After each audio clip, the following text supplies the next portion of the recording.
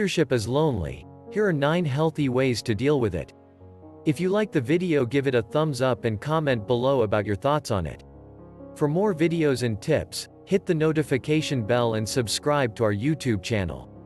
No matter what your dog's problem behavior is, be it jumping, peeing inappropriately, aggression, pulling on the leash, or whatever, there is one solution that can help. Click on the link in the description box below. Leadership is lonely in some ways. With every step in leadership we make comes the inevitable increase in loneliness. The higher we climb in leadership, the more responsibilities we get, the lonelier we become. We can't share everything we experience in our worship ministry with our team because some of it isn't beneficial to them. We can't be completely open about what we encounter or wrestle with toward parents or church members because there's a confidentiality issue. We can't ask just anyone for advice about our struggle with the senior pastor, because we don't want to talk behind his back. And yet at the end of the day, we're the ones who have to make the decisions. Yes, leadership is lonely, but the buck stops with us. No one said it better than William Shakespeare in King Henry IV, Part 2. Uneasy lies the head that wears a crown. Leadership is lonely. The key is to deal with it in a healthy way. Being a leader means dealing with loneliness. So how do you do this? How do you find a way to unload and share without damaging others? Here are 9 healthy ways to deal with the loneliness of leadership. 1. Have the courage to stand alone sometimes. Being a leader means accepting the loneliness that comes with it up to a certain point. If you are convinced you're doing the right thing and God has confirmed this, then take a stand and be willing to stand alone. 2. Don't confide in the wrong people. It's tempting to confide in people when something bad has happened, like a fallout with another leader. But ultimately, you will always regret sharing with the wrong people. Don't burden youth, other leaders, volunteers, parents, or even your senior pastor with issues they don't need to know. If they're not part of the problem or the solution, keep them out of it. 3. Find a balance with your spouse. If you are married, your spouse may be the most logical person to share your struggles with. Be careful to find a balance here though.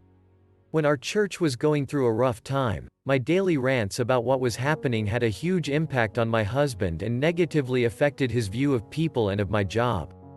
I've had to learn to find a better balance in this and share less of the struggles and more of the joys. 4. Invest in friendships outside your church. This is hugely important. You have to invest in solid friendships outside your own church so you can share about situations once in a while with people who don't know the players. This was hard for me at first, as many of our friends were from inside our church. When our church hit some rough roads, I couldn't share it with them because I didn't want to burden them with too much negative info. I've had to find other friends I could share with who didn't know anyone in our church. If you like our videos, help us reach 10,000 subs and hit the subscribe button now. 5. Become part of a worship ministry network. Whenever possible, become part of a local or regional youth ministry network. Sharing experiences with other youth pastors can be such a relief because they will know exactly what you mean. It's also a great place to ask for advice since they will usually understand the playing field of your problem. To sort of quote a famous Billy Joel song, you'll be sharing a drink called loneliness, but it's better than drinking alone. 6. Seek a mentor or coach. I really recommend you search for a coach or a mentor or whatever you want to call it.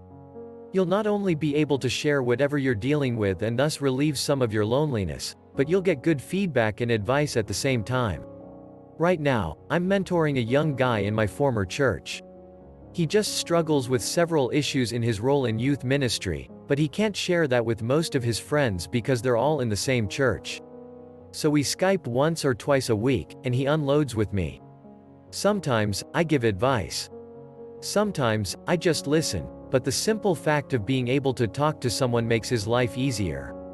7. Protect your team. Whatever you do, protect your team from either experiencing the effects of your frustration in loneliness or going through loneliness of their own.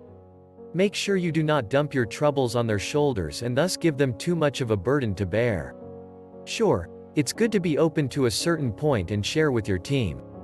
You don't have to pretend leadership is a walk in the park either, but protect them from the brunt of it. And make sure they know how to deal with the loneliness on their level of leadership as well. 8. Protect your heart from bitterness.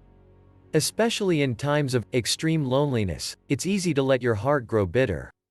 Nobody understands me, nobody knows what I have to put up with every day, nobody knows the trouble I've seen.